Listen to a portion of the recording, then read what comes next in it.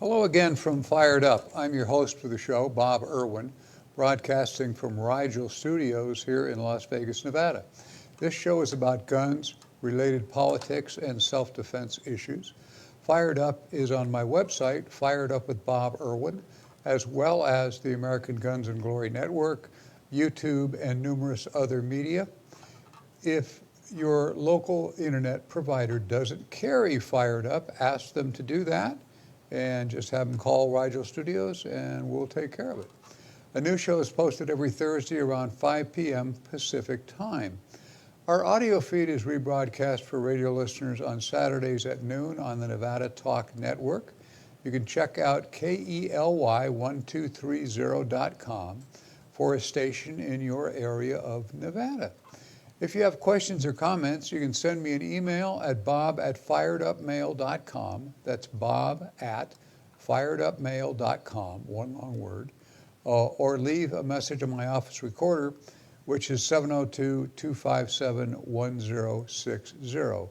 Again, that's 702-257-1060. If you don't leave contact information, I can't call you back. This first story is about a story. It's about a story. This story is about a story in the Review Journal Voter Guide that arrived at my door October 4th, 2020, a few days ago. Journalist Deborah J. Saunders wrote an opinion piece comparing Trump and Biden on a plethora of issues. One of those issues was guns. Each is quoted on a position that he stated at some time during the past few years. To go over it, I'm going to read through that. Trump endorsed by the NRA, Biden opposed by the NRA. Trump signed the Fix NICS Act into law in 2018 that strengthened the background check system. More on that later.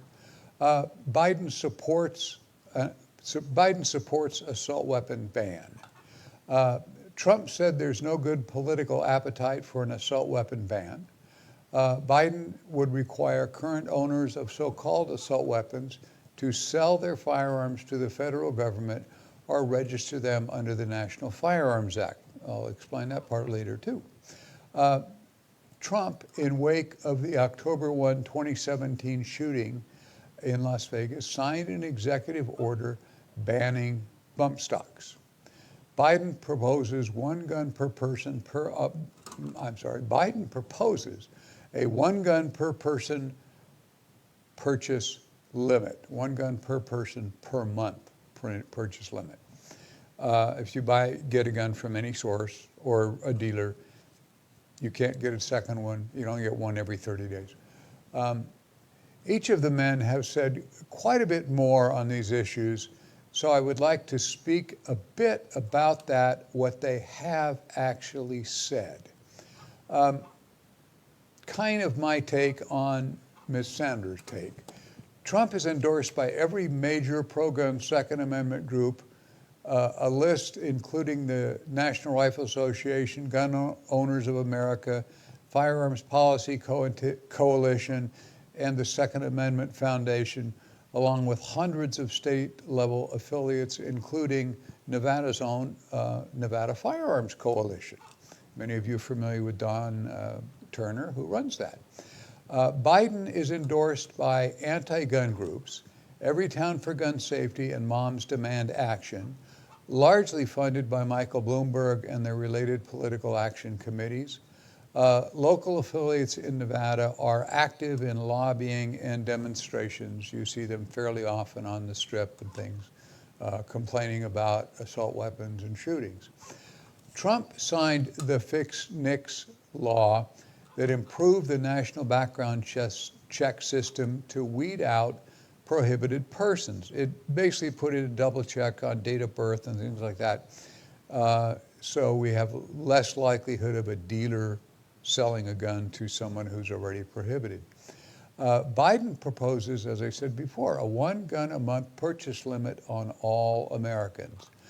Biden fails to understand the criminals steal firearms at any number per month that they choose. Obviously, criminals are not deterred by gun laws. It's already against the law to shoot people or murder people, right? Trump signed an executive order that banned bump stocks, which can increase the rate of fire of some rifles. These bump stocks were used in the October 1, 2017 shootings in Las Vegas. Biden would require all assault weapons be turned into the government, a mandated buyback program. I know the government didn't sell you the gun, but they call them buybacks, so it sounds better, I guess. His policy would then prohibit future transfers except to named heirs. We have talked a number of times about the problem with transferring Class 3s. If you haven't contacted Attorney Jerry Creed, there's one of the commercials on here for his contact information. You need to talk to him about getting a trust that still works. Fourth, Trump supports the Second Amendment as an individual right to keep and bear firearms within the current plethora of law and case law that govern our court system. He has already eliminated numerous useless and redundant federal regulations. Biden has proposed to amend the Protection in Lawful Commerce Act, that's the PLCAA, by executive order. This is important, by executive order to hold manufacturers and dealers and individual sellers financially and criminally liable for crimes committed with a firearm that they placed in commerce. Understand what that means. Even if the firearm was stolen or changed hands numerous times, the person or company who placed it in commerce is responsible for any misuse forever. Under current law, manufacturers and dealers can still be held liable for damages resulting from defective products, just like anybody else, breach of contract, criminal misconduct, and other actions for which they are directly responsible in much the same manner that any U.S.-based manufacturer or consumer product is held responsible. If the product doesn't work as advertised, you have a right to get a refund, so forth and so on. Under voiding the Protection Act, they will also be held liable for negligent entrustment when they have reason to know that the gun is intended for use in a crime. The PLCAA is codified at 15 U.S.C., that's all in caps, 15 U.S.C, 15 U.S.C. 7901 to 7903. If the Protection of Lawful Commerce Act is amended as Biden proposes, it's actually a Bernie Sanders policy, the firearm industry will close the next day. If any insurance company would write a policy covering this type of liability, no one could afford to buy that policy. Annoyed that Senate Democrats are blocking a police reform bill, President Trump said Wednesday that there are 20 U.S. cities in the highest crime rates, all run by Democrats. I remember that statement. The Senate Republicans want very much to pass a bill on police reform, Trump said during a Rose Garden press conference. I would like to see it happen. We won't sacrifice, we won't do that. We won't do anything that is going to harm our police. The president added to that, we have a record positive rating on crime this year, the best. You hear about certain places like Chicago, and you hear about what's going on in Detroit and other cities. The 20 worst, the 20 most dangerous are all run by Democrats. That was challenged on a fact check in the RJ article. It says that Trump was at least mostly correct. One ranking says the top 20 most dangerous cities are run by 18 Democrat mayors and 2 mayors who were elected as nonpartisan. According to the website Neighborhood Scout, which in January published a list of the 100 most dangerous cities in America, heavily Democrat Detroit tops the list. Trump went on to refer to the so-called autonomous zone in central Seattle, where extremists have taken over 6 city blocks. We have 1 city, 2 cities in particular, worse than Honduras, worse than Afghanistan. These are cities within the United States, Democrat run, radical left run. You'll see what's going on in Seattle. Seattle of all places. Who would have even thought that's possible? He added the Democrats want to weaken very substantially our law enforcement or police. Frankly, they want to defund police departments, at least largely. Some want to defund and abolish our police. If nothing happens with police reform, it's one of those things. We had different philosophies. They want open borders, they want sanctuary cities, and we don't. I'm going to take a short break here for a brief word for some of our friends and associates. Then I'm going to go into this top 20 cities and what their rates are. I'll be right back.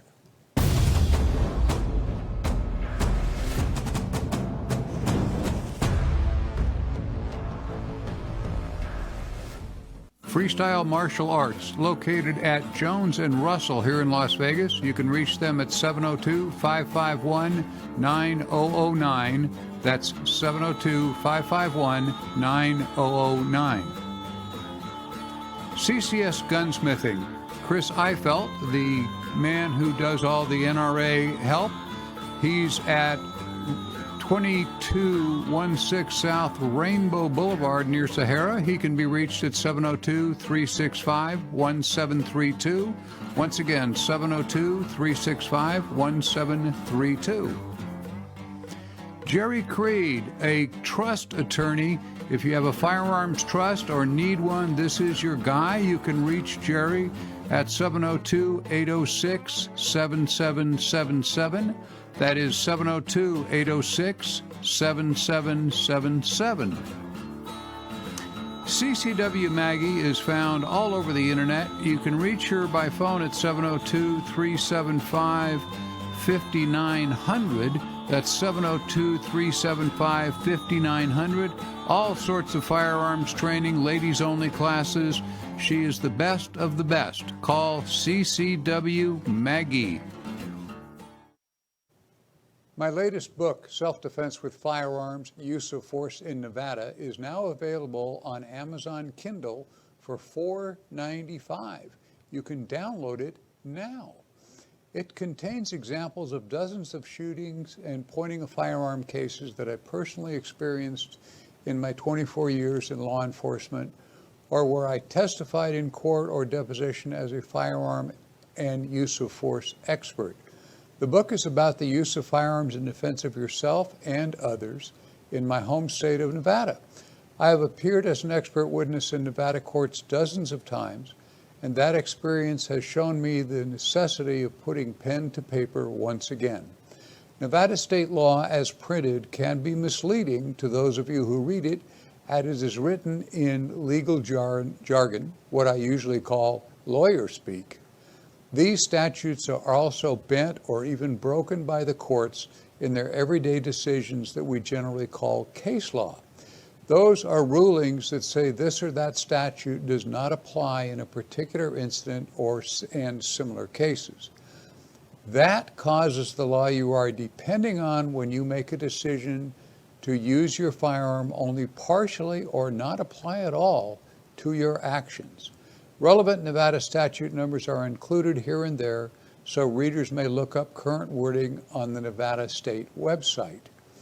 Teaching firearms in 28 law enforcement academies, including cadets from 26 different Nevada agencies, personally instructing over 30,000 concealed firearm permit students, and 20,000 private security officers, I've discovered a lot of commonalities in deadly force incidents.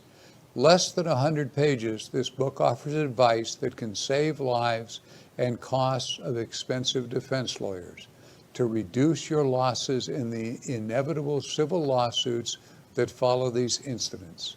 Get a copy, learn how to avoid, prepare for, and react to life-threatening situations.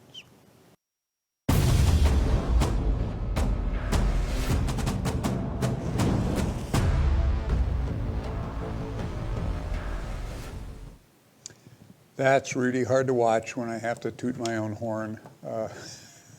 That's tough. Anyway, this little section here has the neighborhood scout ranking of the most crime-ridden cities and their mayors. This was argued against Trump on one of the debates. Detroit has a violent crime rate per 1,000 residents of 20.0.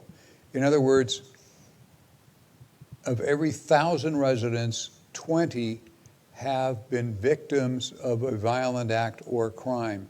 So that tells you how many people, because they all have extended family, fathers, sons, children, brothers, sisters, and a circle of friends, that the odds of your getting involved but within a criminal attack in Detroit are extremely high, the highest in the nation. The odds of being a victim are 1 in 50. The mayor is a Democrat, of course. Memphis, Tennessee is just behind that with 19.5 crimes per 1,000 population. Odds of being a victim are 1 in 51. The mayor is a Democrat. Birmingham, Alabama is 19.3 per 1,000. The odds of being a victim are 1 in 52. Democrat mayor. Baltimore, Maryland, 18.5 per 1,000. Odds of being a victim, 1 in 54. A Democrat mayor. Flint, Michigan, 18.3 per 1,000. Odds of being a victim, 1 in 55, again, a Democrat mayor. St. Louis, Missouri, 18.2 per 1,000. Odds of being a victim, 1 in 55. The mayor is a Democrat. Danville, Illinois, 18 per 1,000 victims. Odds of being a victim, 1 in 55.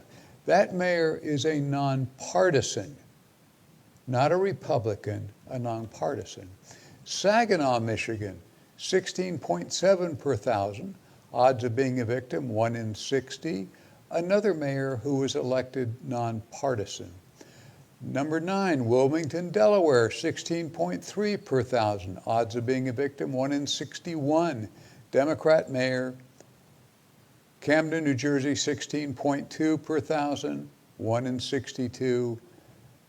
Likelihood of being a victim, the Democratic mayor.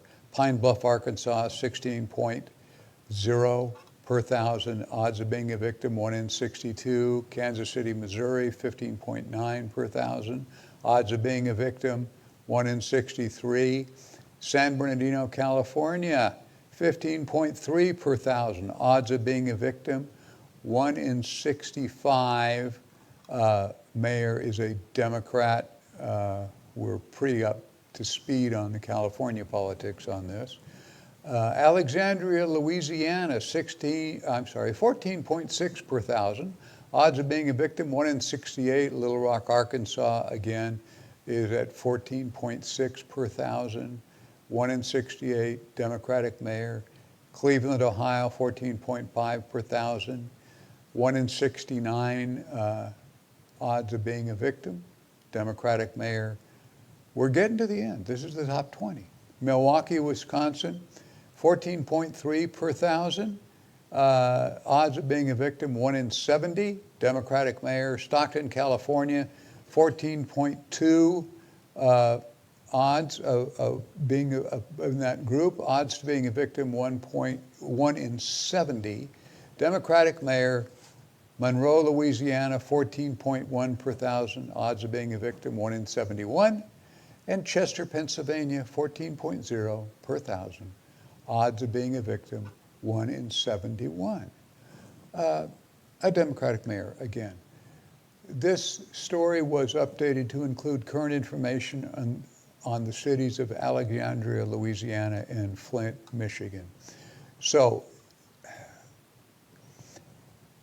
in this election, conservatives have some very clear choices to make. We support the Republican candidates at all levels, all the way down the ballot, or America as we know it will be changed forever. Big government, socialist, Marxist elite will change our beloved country forever. Citizens will be citizens will be denied firearms for self-defense and have little chance to defend themselves with what they'll be left with, single-shot air rifles. A new cabinet gun czar, old Beto O'Rourke, will certainly see to it that nobody has an evil-looking firearm or clips. That's detachable magazines is what that means in real gun talk. Detachable magazines that hold more than a few cartridges. Revolvers that hold more than 5 or 6 cartridges are on Beto's list as well. Beyond gun issues, perhaps 4 liberal senators from the state of Puerto Rico and the state of Washington, D.C. will stack the Senate with a solid left-side majority. Then the Supreme Court can be expanded with 6 or 8 newly appointed left-side justices, with Biden refusing to disclose his potential Supreme Court choices.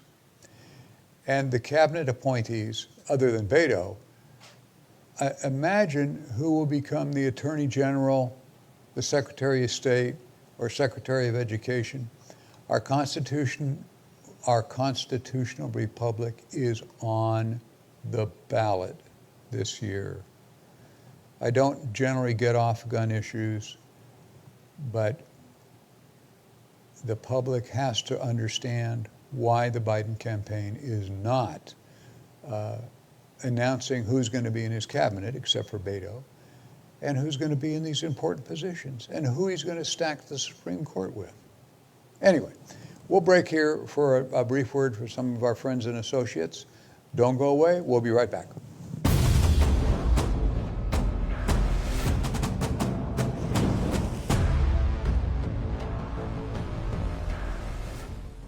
Attorney Donald J. Green, a common guest of mine on Fired Up. He can be reached at 702-409-8239. He specializes in gun case litigation. He is your man, Don Green, 702-409-8239. And Battlefield Vegas, my new kind of home for this show. They're on Circus Drive, directly behind the Circus Hotel and Casino. You can find them there with CCW classes and an amazing place for gun rentals, everything you could possibly imagine. Check out, if you're in town as a tourist, check out battlefieldvegas.com.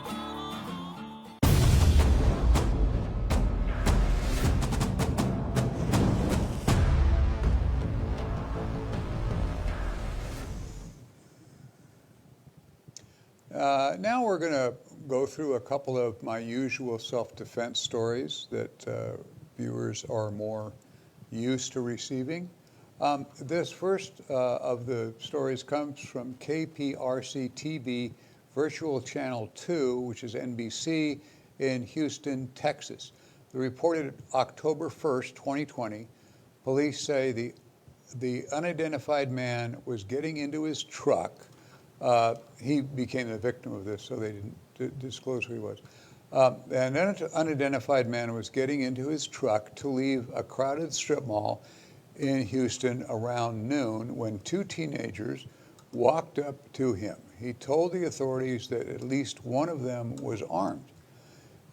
Sergeant Jason Brown with the HCSD homicide, with the police homicide division, said he's reporting that there were 2 suspects attempted to rob him to take his vehicle. He was able to take the pistol from one suspect and shoot both those suspects. One of the teens was struck in the head and chest and was pronounced dead at a local area hospital. The other suspect ran into a nearby apartment building after being injured. He was found and rushed to the same hospital in unknown condition. The unidentified man is cooperating with authorities, and the case is expected to be referred to a grand jury, according to detectives. This actually is a really complex case. It sounds so simple on its face. The lawsuit lawyers, they're always wrongful death lawsuits when you point a gun or pull a trigger or wrongful injury, whatever, always lawsuits. That will point out that the first attacker was unarmed at the time he was killed. After the incident, victim had taken his personally disarmed him. So once again, it's all in the timing. Was the shot fired during the struggle? Or, wow, I left my phone on. Bye. It's once again all in the timing. The shot was fired during the struggle over the gun, or a split second later, perhaps a few seconds later. How about a few minutes later? That would change things dramatically. Was the second attacker armed? Did the second attacker flee before, during, or after the shots were fired? Did the attacker have another weapon? Apparently, grand jury gets to sort this whole thing out. The initial report says it took place in front of a busy strip mall. That means there's a great likelihood that the episode is on video. I'm sure the police, the news reporters, and the private investigator working for the lawsuit lawyer will find that video rather quickly. That video will show what really happened, but you see the problem with shooting a guy who you took the gun away from. He was, by definition, unarmed when you shot him. So that videotape and the timing is going to be incredibly important to this case. We're going to break for a break here, take a short break for some of our friends and associates. We'll be back with one more story that just is interesting on many levels. Don't go away.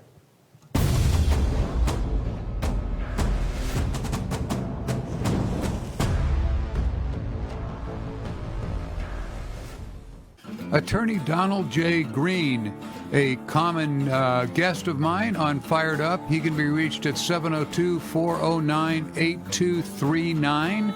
He specializes in gun case litigation. He is your man, Don Green, 702-409-8239. And Battlefield Vegas, my new kind of home for this show. They're on Circus Circus Drive, directly behind the Circus Circus Hotel and Casino. You can find them there with CCW classes and an amazing place for gun rentals, everything you could possibly imagine. Check out, if you're in town as a tourist, check out battlefieldvegas.com.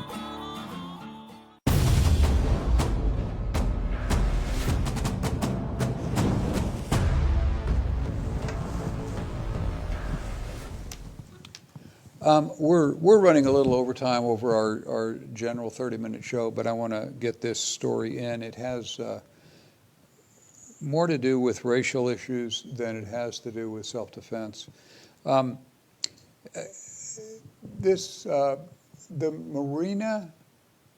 Marina Times, San Francisco, California, reported October 3rd, 2020, an Asian man wearing a Rolex watch exited the Neiman Marcus store in the 100 block of Gary Boulevard at Grand Avenue around 5 p.m. in San Francisco's Union Square area. That is a very highfalutin shopping area for the ultra wealthy. This is their story, a group of African Americans suspects then tried to rob the Asian man at gunpoint. A struggle ensued between multiple suspects and the Asian man, who was eventually managed to wrestle a gun away from a 21-year-old suspect and shoot him point blank multiple times in the chest. The other individuals in the group jumped into a getaway car and drove off. Nearby officers heard the gunshots and immediately responded with backup to the area where they found the 21-year-old subject suffering from multiple gunshot wounds. First responders rendered aid and transported him to the hospital, where he later died from his injuries, according to Fox 2 KTVU. Police later say they recovered 3 firearms at the crime scene. The basic story here comes from self-defense. Let me start over. The basic story here comes from the self-described last independent community newspaper in the city of San Francisco. Their logo is politics, food, and wine. The racial overtones to their coverage are left intact in the above story. An Asian individual attacked by African American suspects. A fairly clear story of self-defense, just a bit more colorful. The pun there is intended. Nancy Pelosi's hometown. Normal news coverage would simply explain a wealthy local wearing an expensive Rolex was